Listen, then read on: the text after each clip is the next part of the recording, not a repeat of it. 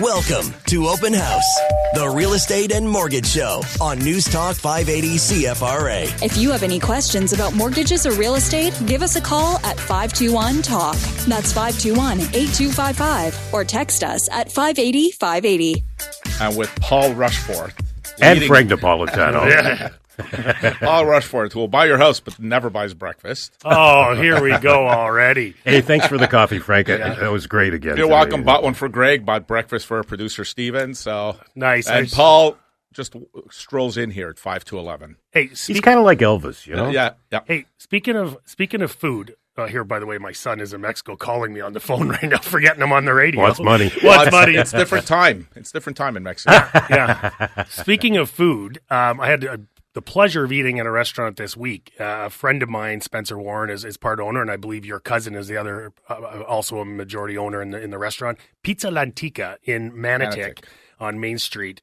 Delicious wood-fired pizza. They just won the best pizza in Ottawa on Faces Magazine. Oh, nice. Yeah, pizza.alantica.ca is the website, but I strongly recommend you try this out. It is some delicious pizza. Everybody in Barrhaven and Manotick has been there, guaranteed. Yeah. So I was saying off the show, you probably couldn't even order this morning for a pizza today. They're probably sold out already. Because really? that oven only makes so many pizzas. Once the orders are done, they can't make them any faster. So great experience. Awesome. Great experience. Awesome. Yeah. Oh, maybe they can add another oven now. Congrats to Joe and Anna. Yeah. Should have called me, though. I would have been a better partner than Spencer. You would have eaten all the profits. That's true. That's why they didn't call me, probably. Yeah, that's true. True. Hey, the canal is done. Didn't even open this year. And this was the year I was going for a skate. First time in 53 years. Actually, we did a team event yesterday. We just did a happy hour, but it was supposed to be skating on the canal and happy hour. But we obviously didn't do the canal. So a little more happy hour time? Our 1 to 3 happy hour turned into 1 to 5, but it's just because I love seeing my team. So, it's tough. First time in 53 years, no skating on the canal, which is too bad.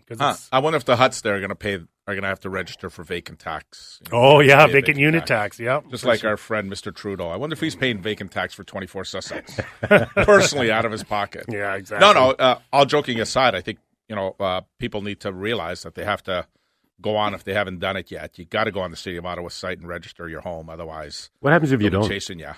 They'll probably connect with you, or they could send you a letter saying if you don't go on and do it, we're going to charge you the vacant. Which is what, 1%? 1% of your assessed value. So, but here's the thing. If you're selling or you're buying, so it's very, very important for realtors to listen to this as well. If you're selling someone's house, you need proof that they've filled out that form, because this new buyer could come in and buy the house and then get stuck with this tax bill. So make sure if you're selling your home, you have proof that you actually filled out this form. And if you're buying a home, make sure your realtor asks for proof that they have filled out that vacant unit tax form.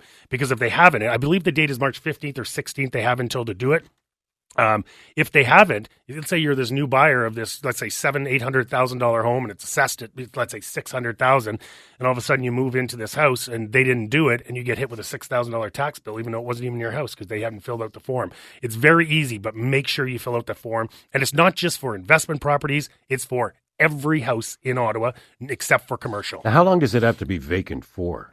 Well, they ask. I believe it has to be 6 months or something, because there's people that go down south for the winter. Well, there's people going down south, vacant. And there's also people selling their homes that have moved out and say it doesn't sell for 3-4 months. They're still okay. I would think so. If the house is for sale, I would think there's an exemption there. The whole idea behind it is and listen, there's lots of detractors to this tax across Canada. Like Toronto's talking about doing it because it's easy money. But again, people are saying, wait a second, it's my house. Why do I have to pay an extra tax? If I want to leave my house empty, it's my business. Why is the government trying to make money off of? And if there's a shortage of homes, then build more. Why is it on me? So there are detractors out there that say it's not fair that we're having to pay a tax because we put our money into a house and we choose to leave it empty. It's more to deter speculators, people coming in and buying properties and sitting on them for a couple of years, waiting for their values to go up. Very prominent in Vancouver, very prominent in Toronto. But for foreign. Not as... But right. It's also vacant unit tax, right? Like, I mean, right. But it was intended for foreign buyers that were buying them and then just staying in their own country, while foreign buyers can't buy anymore. So they've piled these on now, and that's where the detractors are coming in. They're saying, well, wait a second. If this was intended for foreign buyers, leaving the houses empty, Well, if that's the case, foreign buyers can't buy anymore. So we don't have to put this tax in because foreign buyers aren't allowed to buy for the next 2 years. What I'm shocked about is they haven't hit you with some sort of, you have to fill this form out and it's $19.99 or something, trying to make money. But I will caution everybody, whether it's your principal residence, whether it's an investment property, you have to do it. So make sure it's done before, I believe it's March 15th or 16th. Make sure it's done. And obviously, especially if you're buying or selling, make sure you know your realtor knows to ask for the right things when you're purchasing a property and when you're going to sell a property, because it's very, very important. Now, here's the obvious question. Have you done it? I've done it for all my properties. Okay. Yeah. It only takes, as long as you got your tax bill, because there's a number that's on your tax bill, unless you've got online. If you got an online account with City of Ottawa, it's easier as well. But if you don't, then it's the seniors, right? So for the seniors, it's difficult because a lot of them aren't computer savvy. And it's all online. And it's all online. Now, is it 1% of what your taxes are, or No. is it 1% of the assessed value? 1% of the assessed value. So we're talking, That's good money. hundreds of thousands of dollars. So if you forget to do it, and all of a sudden they turn around, and even though it's your principal residence, and they hit you with a 1% tax on that assessed value, you got to pay it. You forgot to fill out the form. So make sure you fill out the form. Super, super important. Yeah, but it must be a fine. It's got to be a fine as opposed to charging you the whole nut. Because if you're living there and you just didn't fill it out, it's brand new. Who knows? Yeah. Who knows what they're going to do? But you got to check, though. It's worth checking. But it's worth checking. So, I mean, and there's a lot of people, like, we're selling homes for a couple of people this week that I asked them if they've done it. And they're like, what is that? I'm like, oh, God. Like, if you don't know what that is, you need to. First of all, you should have got a letter. I got a letter in the mail, and I'm sure you guys got letters in the mail saying, go to this website and fill out this form.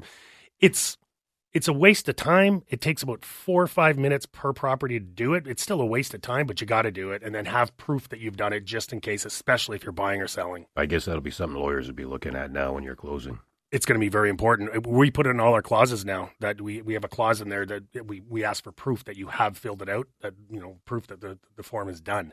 Because the last thing we want is, and especially on the buy side, it's going to be so important on the buy side. If we're representing a buyer and we don't ask for that, that's our problem. We need to ask for that it's done, that we're not going to get stuck with a tax. After you're paying $7, $8, $9, $1 million for a home, then you get stuck with another tax. You don't want that. So make sure it's filled out. Very important. Is the urea formaldehyde clause still in there? Oh, it's still in there. Really? Yeah, it's still in the pre-printed clauses in the form. Yeah. Okay, Steve. For most of us that are younger than you, what's urea formaldehyde? You're more familiar with urethra? Aretha Franklin, I'm thinking, but Diarrhea. Hey, Rita's been waiting. Let's go to the phone and say hello to Rita. Hi, Rita. Good morning. How are you? Oh, we're great. How's your urea formaldehyde? Yeah, that was before my time. No, honey. Yeah, me too. I don't know what Frank's talking about. So my comment is, I find because I have a home to sell and the prices, like my home is, of course, gone up in value. I've been here 18 years. I feel that there needs to be a paradigm shift because I am now at such a disadvantage because I can't go and look at a home until I get a firm offer on my home because the bank will not let me keep this house and buy another house. But that was always like that, though. Like, except for the last 2 years where the market was absolutely absurd and, you couldn't, there's no way that you can sell your house before you buy because you don't know that you're going to get a home. It's always been, historically been, that you sell your house first and then you buy as long as there's inventory out there. Now, if you don't have a lot of financing on your existing home, I think you can, just because your bank says no doesn't mean it's no, just to make it clear. So I worked at a bank for 22 years, and, I always used to think that, and again, the bank trains their people like that. Say no, but tell them they won't get it anywhere, and that's the farthest thing from the truth. There are still lenders out there that are extremely creative, and common sense approach takes effect. So if you've got, I don't know, do you have a mortgage on your existing home? Yeah, a small mortgage. A small mortgage. So if you've got a small mortgage, worst case scenario, there's lenders out there that'll say, in a worst case scenario, if you can't sell your property, at the very least, you'll be able to rent it and easily offset that mortgage. So we're also in a market too right now where, over the last 2 years, you couldn't put offers in on properties conditional on you selling your house. We are seeing that again. So you can go look for a property if you find the right one. if it's not super hot, a super hot neighborhood, you could put an offer in on that property conditional on you selling your house. And usually there is a date in there. Usually it's, anywhere from 30 to 60 days you have to sell your property. And if you can't, if the other people haven't got another offer on the property, they might extend that for you, but you might get bumped. So if you put an offer conditional on the sale of your property and the home still remains active, but somebody comes in and bumps you off that. But you wouldn't get bumped. You'd have the first right of refusal. You'd have first right of refusal. That's what it's called, first right of refusal. Usually it's 24 to 48 hours to say, yes, I got to back away, or no, I will firm up on this offer. At least it gives you some time to sell your house. But we're seeing definitely a shift. Over the last 2 years, my advice was you 100% have to buy first. Now you 100% have to sell first. It's just the way the shift is. I mean, before it was like it was always like that. Before. We're back where we were 3 years we're ago. back right? where we're back in a very common Ottawa market where it's probably smarter to sell first before you buy, especially with inventory starting to increase. You're going to have more opportunity once you sell. The only way to counteract that would be to put an offer conditional on the sale of your house, and it's back being quite common to do that now because the market has shifted. There's a simple answer to this, Rita. What? Paul will guarantee your house. He'll buy your house from you on paper. Well, and speaking of that, how exactly does that work?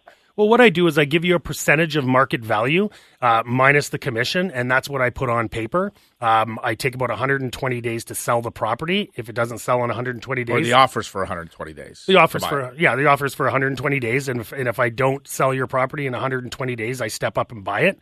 And the percentages can go. It all depends on where your house is, condition of your house. I could give you anywhere from 92 to 95, maybe 96% of market value. It all depends on what it's based on what I want to do. But it would allow Rita to go and buy another house. It would allow Rita to. You have a firm cash offer on your hands, and you could go buy another property. And what we do is once we sell your house for a better dollar, we just rip up my contract and you take the better dollar. So it's more what we call it's a guaranteed sale program, but what it really is an insurance policy that your house is sold. Hopefully, we're going to get you more money in your pocket, but at least you can go to the bank and say, my house is sold for this. Now I can move on and buy another home. Right, because if you wait to sell and then you're at the mercy of the market, and I just find first-time home buyers are snapping up all the new listings that are decently priced because I want to downsize. So I want what they want, but I can't compete with them because I have to sell my house. Yeah, but you can. What area are you looking in? Orleans. Okay, so in Orleans, you will have the opportunity to put an offer conditional on the sale of your property. What type of home are you looking for? Maybe an end unit town or something like attached by garage only, something like that. You know what you'll find, though? There's not going to be much difference in what you get for your place and the new towns. That gap is really closed a lot. There's actually a new home builder that just put out a release yesterday for brand new townhomes in Orleans, $599,900, brand new.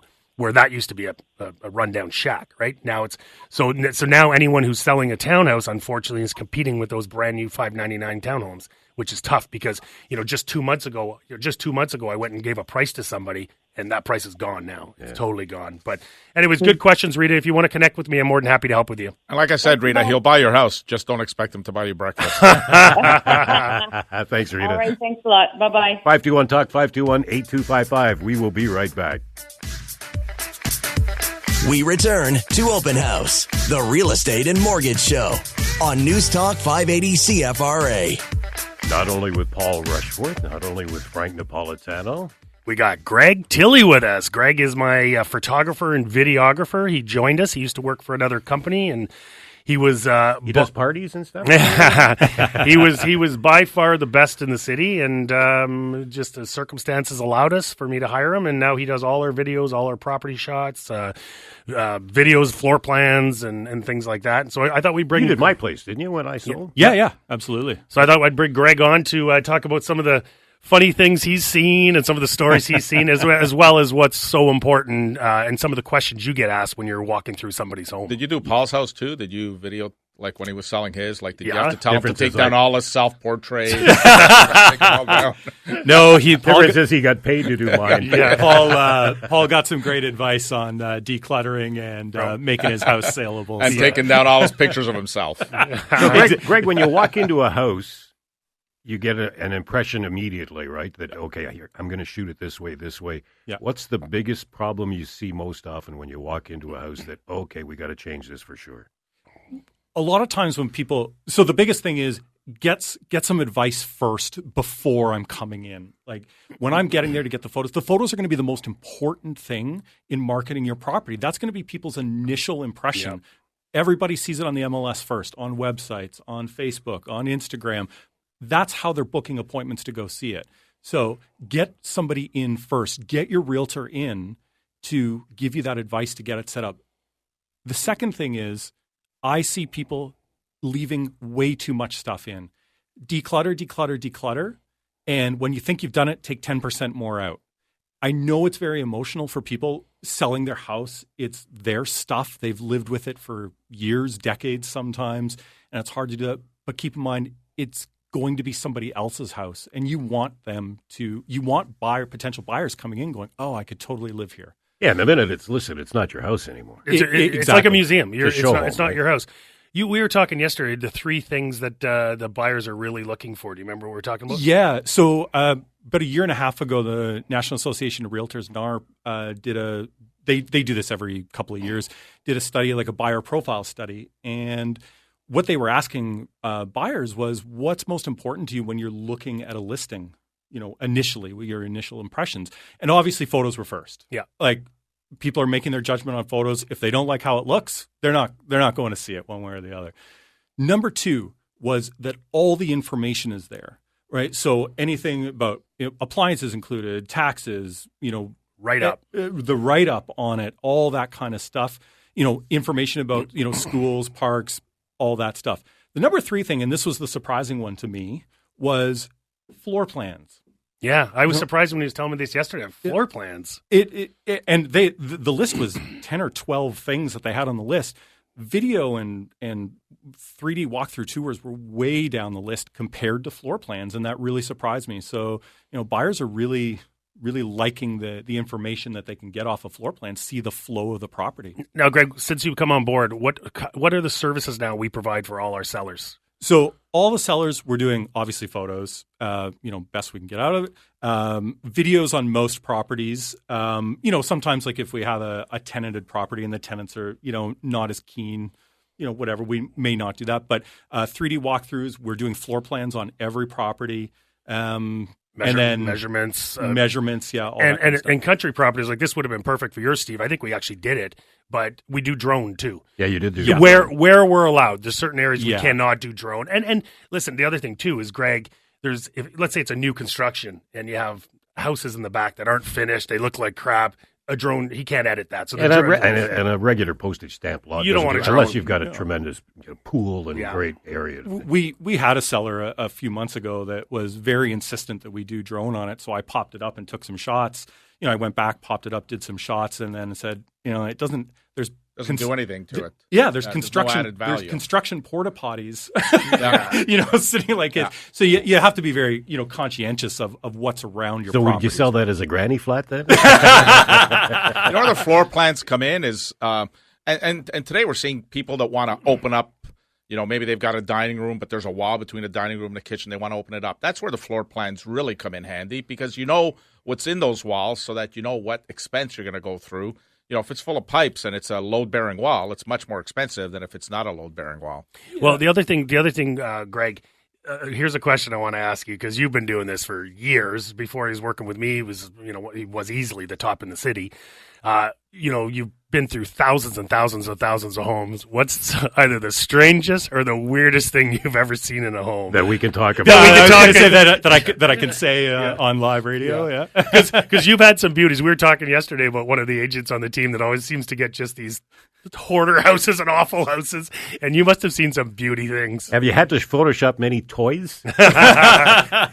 It's happened. Yeah, and poles. Yeah, definitely. try to keep this as PG as possible, but Sex rooms, their probably. own. I've had to Photoshop out stripper poles, They're dancing poles. dancing. Yeah. Thank you, Frank. And they're for exercise. And Paul only has the one. He didn't mention it was my house that he had to do that to. Yes. No, and I mean that's one thing we have to be very careful about what we Photoshop out. And in touching up the photos, we can't misrepresent a property. Something like a dancing pole, is certainly not a permanent part of the home. We can Photoshop that kind of stuff Unless on the floor plan you put exercise room. But the one thing that Greg's actually liking now is before he would do. How many would you do when you're with your other company? How many did you do in a day? Frick be doing in the busy season 4 or 5 a day. So he'd be just going boom, boom, boom. Yeah. Now he's not doing quite as many, so he gets to spend more time with the clients and help them get the home the way they want it and things like that. So. Yeah, and I mean that's when people always have questions when I'm walking in the door. For most people, they sell a house every, what's the average? 5 to 7 years. 5 to 7 years. So Things And you accrue. forget Yeah. quite quickly. Yeah. yeah, oh yeah, absolutely. So going in, so I get a lot of questions walking in the door. Oh, let me know if we should move anything. Let me know, whatever. So, working with Paul and the team has been amazing, but it also gives me the ability just to slow down a little bit in the house and, really help the client and walk through, which I'm really enjoying. And the one thing you don't get with Greg is that reflection picture in the bathroom. Oh, you must cringe when you look at listings and you see a realtor taking it with their iPhone and they're in the bathroom. Yeah. Before we go to break, I was just thinking about something. Dora's amazing on the radio. Josh is amazing on the radio. I might have a third person help me on the radio when I'm away. He's got a radio voice. He and totally and does. a face for TV. Totally unlike does. I you, think I but- got Greg. Greg could video himself and do the radio show for me. Definitely a face for radio. Now you're comparing them to you, though, right? Yeah. We should probably set that bar a bit higher. Thanks, Greg. Yeah, thanks for having me on, guys. Feel free to pop in anytime. Sounds good. Especially when Paul's talking. 521-TALK, 521-8255. We'll be right back. Greg Napolitano here, Paul Rushforth here. All right, we haven't talked about rates yet, and should we tread There's lightly? a reason. There's a reason we haven't talked about rates. Please tell me the bond market has gone down. I wish I could tell you that. Yeah, not so much, huh? No. The job reports obviously has a lot to do with it. The inflation numbers came in positive this week, 5.9. And I really feel like the market will really start to settle down on March 8th when, hopefully, fingers crossed, Tiff Macklem announces that he's paused the increase. Is that what you think? 8 in a row, yeah. I think he's going to pause. I think in the U.S. there's a couple of more increases. But what about the rumors with the job market being so good that he might have to bump it up another 25 basis points? So if you dig a little deeper into the labor market and the jobs that were created, what percentage of jobs do you think were of the 150,000 were taken by people between the ages of 55 and 64? Ooh. Well, I'm going to say high because it should be low, but I'm going to say high. I'm going to say a large 40%. Yeah. Like that number doesn't jive because there's something wrong when you would expect that at 55 to 64, they're exiting the labor market, not going into the labor market. And yet 40% of that 150,000 jobs that were created for people that were between the ages of 55 and 64. Benjamin Tell, very good economist, awesome economist, one of the better ones in Canada with CIBC, also indicated that in the U.S., there are 16 million Americans that are on long COVID relief. So what that means is they're off work and their jobs have been taken by other people. So hence we're seeing the aggressive job numbers.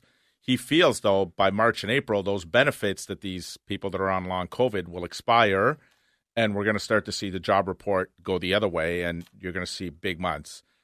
Again, most of us are left scratching our heads. We create 150,000 jobs, but the unemployment rate stays the same. Like that's the part that's really difficult. And the same thing in the U.S. where they created 517,000, and it barely moved at all. So how many of those jobs, Frank, do you think are second jobs? People who can't afford to pay for things and they need to take a second job.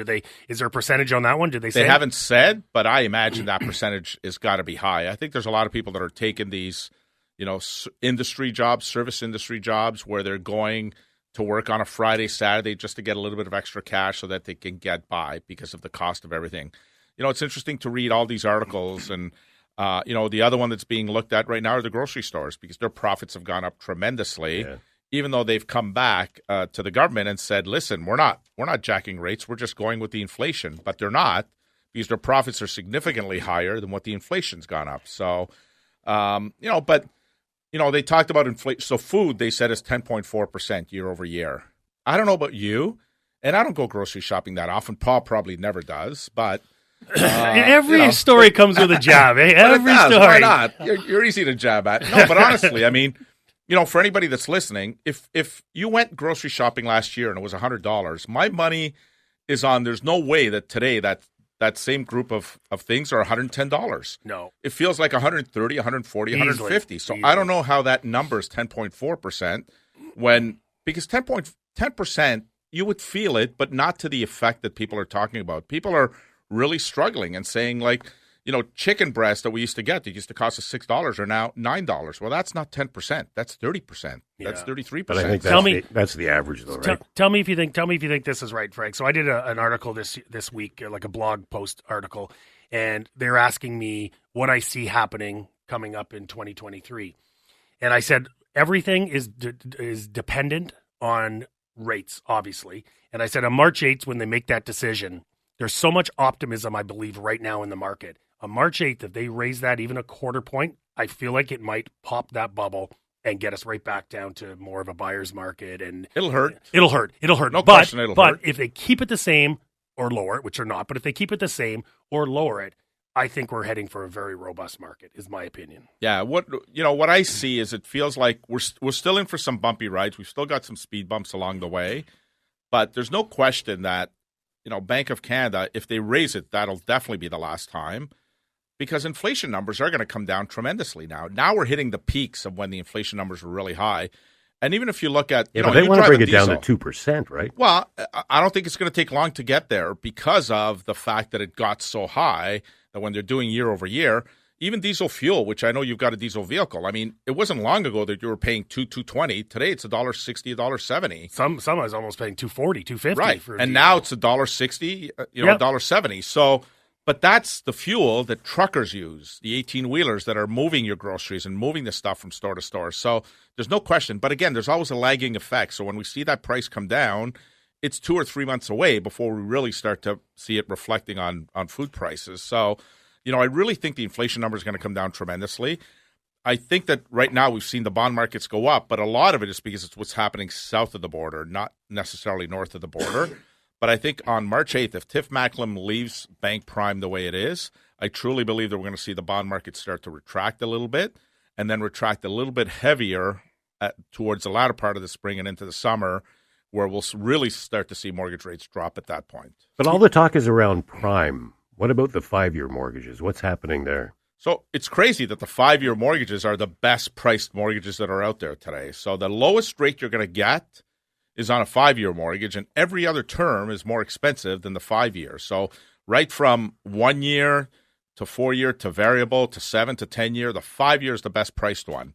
So it just shows you that, Canadians like that mortgage, and the banks are tailoring to that specific clientele. There's still too many clients that are scared and are being told by their banks that rates are going to continue to go up and to lock in now, which, I would caution people. And if you're really nervous and you're not going to sleep at nighttime, then do it. But honestly, I think you're really going to wake up 6 months from now, 8 months from now, and kick yourself and say, I wish I wouldn't have locked into a 5-year, because the 5-year rates are expected to be lower by just a little bit in the next 6 months. But I think a year from now, we'll really probably see the 5-year rates in the 3s somewhere. I like how Frank and I are on the same page with this. Like, we tell the same story and the same message. I've actually put some posts out there and stuff like that. I've actually had some mortgage brokers jump down my throat saying, that's BS, rates are going up. And I'm like, well, I don't think they are, right? And you're right. There's some in people... small increments, yes, like in over a 2 or 3 week period, because the labor numbers come out. But if you look at short to middle term to long term, I truly, truly, truly believe that interest rates are coming down, because they cannot stay at this elevated level. And not that we're going to have delinquencies going up, but this market needs first-time home buyers. The housing market, the real estate market, the economy itself needs first-time home buyers. If first-time home buyers are not coming into the market, the whole economy comes to a stop. It really does, because first-time home buyers really spur lots of, and it's just not real estate. It's just not mortgages. First-time home buyers are the ones that go out and buy things at stores. Like, they need to be homeowners to spend some money. And if they're not homeowners and they're renters, they're just doing the basic everyday stuff, not the renovations, not everything else. I keep an eye on the rental market all the time, and the rental market is so high. Like, what is there right now? There's like 700 or 800 rentals on the market right now. So with that many rentals, you'd be thinking that, the rental prices would be coming down. Wrong. There's so many first-time home buyers are now becoming renters that the prices are actually going up. So I keep an eye on that to see when the first-time home buyers are coming back into the market, because if that continues, it means the first-time home buyers are now locked in for a year at rent. You're right. They're staying as renters. They're not choosing to be first-time home buyers because they can't. And if you're a renter paying $2,500 a month for a simple townhome, how do you ever get out of that? That's a lot of money. Well, how do you save? Because it's hard to save. Yeah. That's the problem. How do you save for that down payment? You start paying that amount of rent, where a couple of years ago, you'd be able to say, and the rent would have been $1,800, but your mortgage payment would have been about $1,800, and you can say, I'll buy because I'm going to build some equity on it. Where today, the problem with the rates being as high as they are and qualifying at 2% more than what the contract rate is, you can't qualify. So now you're paying $2,500 in rent. But if you would purchase, and if you can't purchase, and if you can't qualify, you're looking at $3,200, $3,400 a month. So that's the disconnect right now. We need to get that number down. Not the rents up, but we need to get the mortgage payments down. So I've been saying this for the longest time now. I've been saying, you got 6 months to buy, and then I shortened it and I said I'm wrong. Like I think you got 3 or 4 months to buy until we start going up. When I see builders drop homes the way they do, I saw a builder yesterday. I told you that they dropped their townhouse prices, brand new townhomes, and it's a builder that comes with the hardwood, the granites, and all that stuff, and they've dropped them to $599. During the pandemic, those were at $700, $750, $775. Some of them are at $800. They've dropped them to $599, and I'm telling you, there's no room to drop anymore. They're going to go back up. As soon as the rates start coming down, millennials jump back in this market. That $599 townhome will be $699. Get into the market. Does that price affect resales only in that area or in general now? It'll affect them in general, but I look at Ottawa on a different approach. I don't care about Ontario. I don't care about Canada. No, I mean, if a builder is doing it in Orleans, is it going to affect the price of a town in Canada, or are other builders going to just follow suit? Well, what I was trying to get at is I never look at the national numbers. I never look at Ontario numbers. I look at Ottawa numbers, and then I also segment all the different areas, because Orleans is not Canada. Canada's not Barhaven. Barhaven's not Riverside South. But one thing I can tell you is when you get questioned from someone that says, should I be selling my house now? And you look and it's a townhouse in X and there's 32 comparables, might not be the smartest time to sell your house. But if there's a builder, so this builder now that's selling those townhomes for $599, if there's a builder in Canada that has a similar townhome for $699, there's no difference of $100,000 between Canada and Orleans. Yeah. So those have to come down. So when you see the builders come down, we're near the bottom, the rock bottom of this market, and we're about to take off. Because like Frank said, they're not coming down yet, but if they keep them steady halfway through in March, if they keep that steady, no increase or no decrease, I think the optimism is going to go up even more. People are being able to stomach this 4 3/4 or whatever the 5-year rate is right now. They're able to stomach that a little bit more, even though Frank's saying don't lock in. I wouldn't either. But they can stomach these rates a little bit knowing that they are coming down. And I think the people that are sitting on the sideline, like you can't time the stock market, you can't time the real estate market, but I'm timing it about 3 to 4 months. If you don't get in within 3 to 4 months, you might be in a little bit of trouble. And we're also heading into our busiest season. We're heading into our busiest season. Inventory is going to start coming up. And if there's any inclination that rates are going to moderate or come down a little bit, it's going to be like a savage dog on a bone. I think it's going to be like that because we can't, even though the inventory is starting to come up, we have nowhere near the amount of inventory we need to satisfy everything. And keep in mind, we have 500 immigrants a year coming into Canada. Where are they going to live? Oh, into Ottawa, maybe. Not Canada, way more. We're getting No, you said 500 immigrants. You meant more. Yeah. 500,000. Yeah, 500,000. What did I say, 500? Yeah. Oh, sorry. We get 500 is just Frank's relative. Yeah. Sorry. We got 500,000 immigrants coming into Canada every year as of 2024. Right now, there's already 4.25 coming in, but 500,000 is a huge number. Where are they going to live? We need to keep building and building and building, and it's going to be just a frenzy once the rates start coming down. 521-TALK, 521-8255. We'll be right back. We return to Open House, the real estate and mortgage show on News Talk 580 CFRA. We are back. Paul Rushforth, Frank Napolitano, Steve Gregory here. You forgot Greg Tilley. Greg is here. Yep. Yeah, but Gregory. He put his camera away, so obviously, he's not coming back on again. Or else it would just defeat the purpose, right? Well, he's always here if you need any questions answered. Yeah. We've got Stephen Gregory Tilley in the house. Stephen, what are you mad at me? No, Stephen Gregory Tilley. Yeah. See, it's all flows nicely. We should have started our own company. There we go. Hey, listen, if you're concerned when you're talking to a banker or a mortgage broker that they're not the everyman, let me just tell you that there's a broker in this building right now that actually went to see wrestling. I know. The best part is Frank's sending videos on social media and stuff, and I respond to him because he's right on the floor. You can't say he's not the everyman. And I responded to him. I said, Frank, you're too old to be at wrestling. That's for kids. No, I'm not. But I'll tell you, they got it down pat. They know how to make money.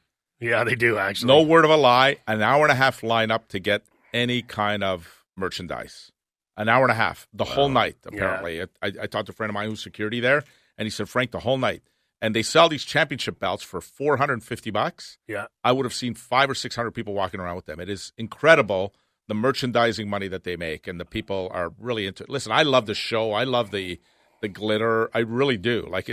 They really put on a good show. But you know what? And I know it's fake. My kids. It's fake. It's entertainment. That's why it's called entertainment. Don't ruin that for Greg. He didn't know it was fake.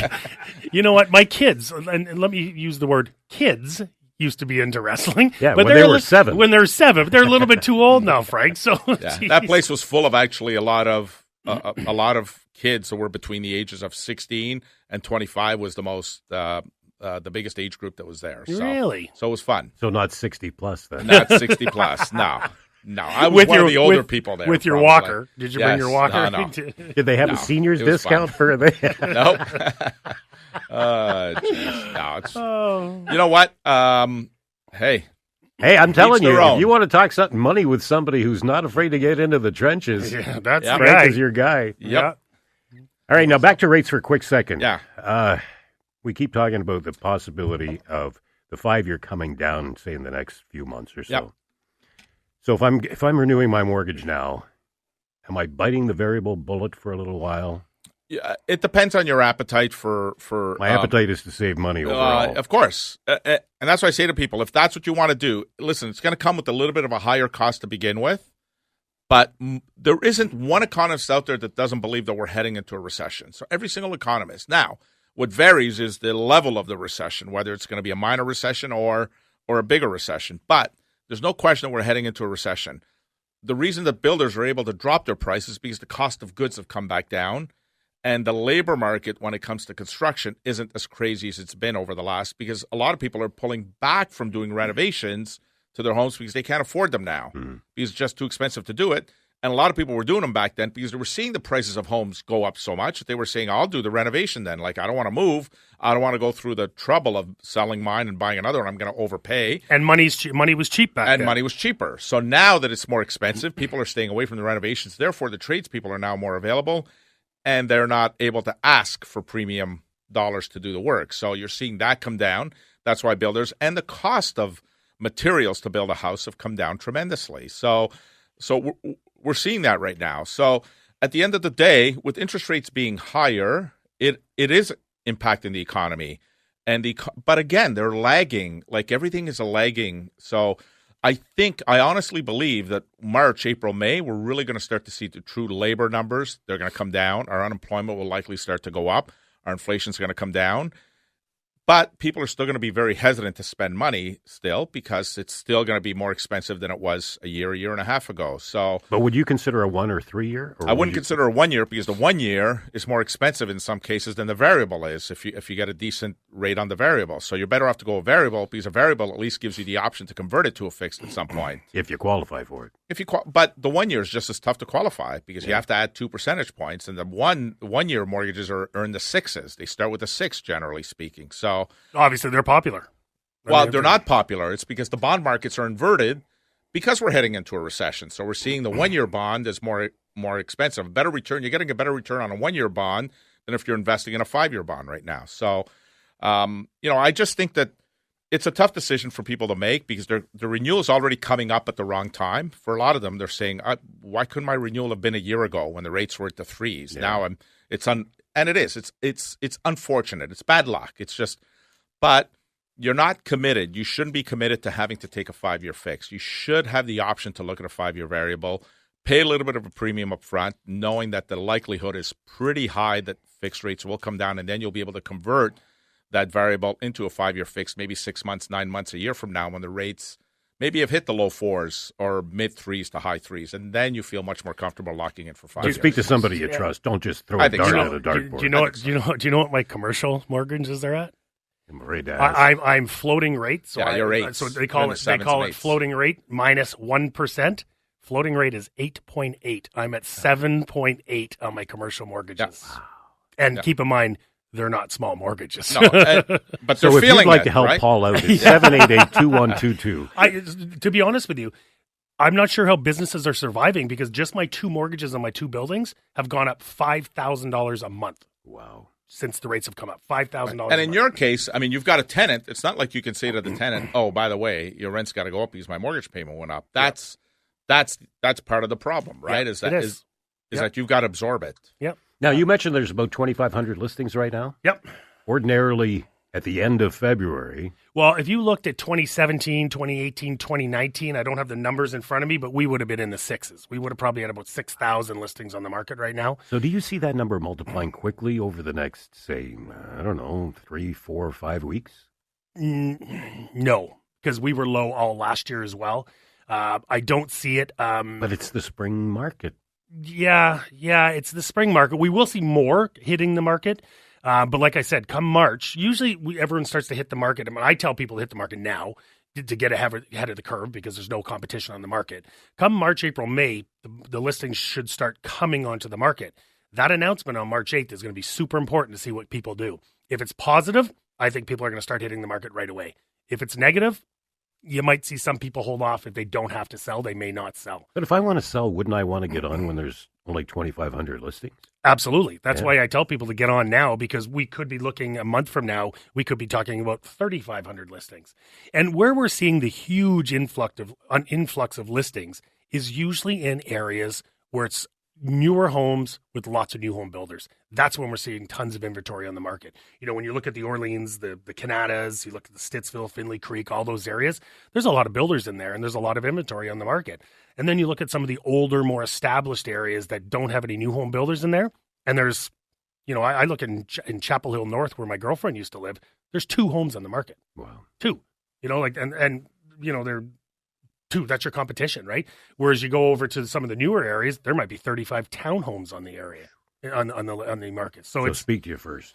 Speak to us first, because last week I gave advice to someone to hold off and someone else to list right away. Yeah. So speak to us first, because, I mean, if you have to sell, you have to sell.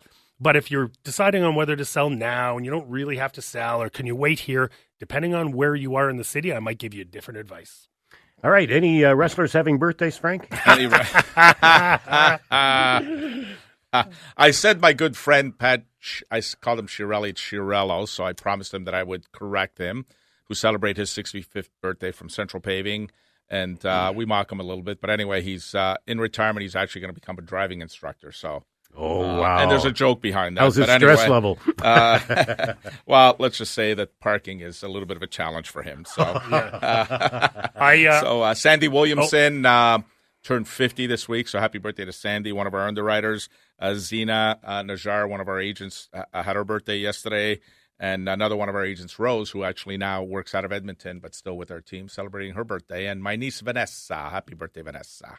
I don't have any birthdays. I want to thank Greg for coming on and doing such a great job, and for not mentioning, when I said, what's the strangest thing you've ever seen, not mentioning Frank's house when you videoed Frank's house. Okay? Listen, he loves my 2 kitchens. He loves the plastic on the couch. You think it's easy to Photoshop that plastic out?